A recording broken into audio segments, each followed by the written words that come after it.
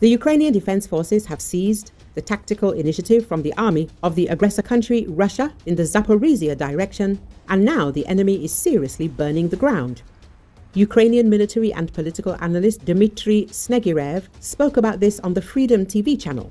The Zaporizhzhia direction plays an important role for the occupiers in deploying an offensive, but so far the enemy has not yet had any successes. On the contrary, the Ukrainian Armed Forces have stabilized the front line and gained a significant advantage in the use of drones and weapons. The occupiers themselves admit this in their publics. I found a rather interesting message when the occupiers reported that in the Kamensk area, Ukrainian HIMARS hit the rear column of the Russian occupiers, and the losses in this episode alone amounted to 100 people. And the occupiers note that the sanitary losses, that is, the wounded, were only 6 to 8 people, the analyst said. Recently, Ukrainian soldiers destroyed a Russian 1L122 Harmony radar station in the temporarily occupied part of Zaporizhia Oblast. Ukrainian military intelligence reported the first attempt to strike the enemy radar was not immediately destructive due to weather conditions. Having heard the initial explosion, Russian occupiers attempted to evacuate the equipment, folding up the radar and loading it onto a vehicle. As they were about to leave, Ukrainian forces struck again. The second strike successfully destroyed both the radar system and the personnel operating it, along with the vehicle carrying Russian radio reconnaissance specialists. Discussions about the possibility of a large-scale Russian offensive in the Zaporizhzhia direction started in late 2024.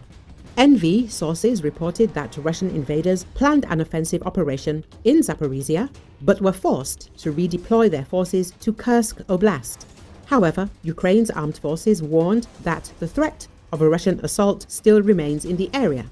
Ivan Fedorov, Zaporizhzhia Oblast governor, confirmed that rumors of a possible Russian offensive against Zaporizhzhia have been circulating since March, labeling them as part of Russia's psychological warfare tactics. Meanwhile, the city of Zaporizhzhia regularly comes under Russian attacks using guided aerial bombs, Shahed drones and missiles.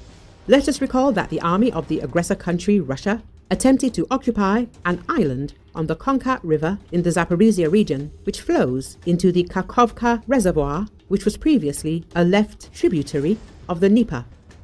However, the Ukrainian Armed Forces prevented this and eliminated the occupiers. Recently, the partisans countered the plans of the Russian military offensive in the Zaporizhzhia direction by transmitting information about the location of the enemy command post and personnel in the region.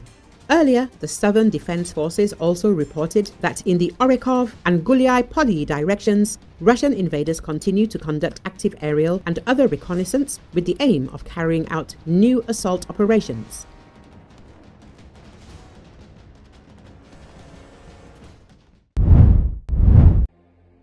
Buses carrying released Palestinian prisoners were seen leaving Ofer prison and heading inside the West Bank on Saturday. According to Associated Press, approximately 200 Palestinian prisoners and detainees are expected to be released by Israel in exchange for 4 female Israeli soldiers held by Hamas in Gaza. The list includes 120 militants serving life sentences after being convicted of deadly attacks against Israelis. The list shows that 70 of the prisoners will not be allowed to return to their homes in the occupied West Bank or Jerusalem and will be required to live in exile. It's unclear exactly where they will go. The more notorious militants being released include Mohammed Odeh, 52, and Wael Qasim, 54, both from East Jerusalem.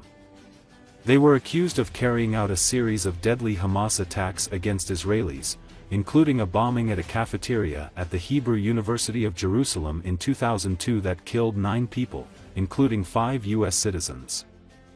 Another prisoner set to be released is Mohammed Areda, 42, an Islamic Jihad militant, who becomes something of a Palestinian folk hero in 2021 along with 5 other prisoners after they used spoons to tunnel their way out of Israel's most secure prison in an extraordinary escape that stunned Israelis and Palestinians alike. Israel confirmed it had received the freed hostages on Saturday. The truce, which began Sunday, is aimed at winding down the deadliest and most destructive war ever fought between Israel and the Hamas militant group. The 4 Israeli soldiers, Karina Ariv, 20, Daniela Gilboa, 20, Nama Levy, 20, and Liri Albag, 19, were captured in Hamas' October 7, 2023, attack that ignited the war. Some 250 people were kidnapped during Hamas' October 7, 2023, attack that triggered 15 months of war. More than 90 hostages remain in Gaza, although at least a third are believed to be dead.